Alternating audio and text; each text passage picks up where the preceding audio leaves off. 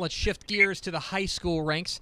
Yesterday on TexasFootball.com, we announced the 25 semifinalists for the Mr. Texas Football Player of the Year award. We like to think of it as the high school Heisman around here. Last year, the reigning winner, of course, Rashad Paul. Johnny Manziel has won this award.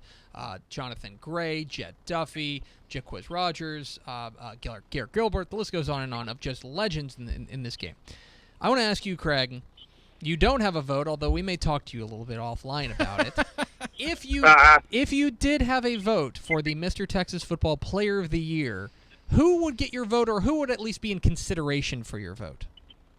You know, we were kind of ruminating about this the other night. You were making little scribble notes and everything when we were in the studio, and you're like looking at and you showed it to me and said, out of that group, who do you look at and say, how do you look at that list and say, is there someone on there where you go, wait a minute, why isn't fill in the blank on the list? And by the same token, when you looked at it, what in the world is that dude doing on the list? So I know we had a little bit of that conversation, but I think any list starts with, I don't know if it necessarily ends with it, but it has to start with Jelon Williams. Mm-hmm. Now, having said that, and we talked to Sean McAuliffe the other night, he's been banged up.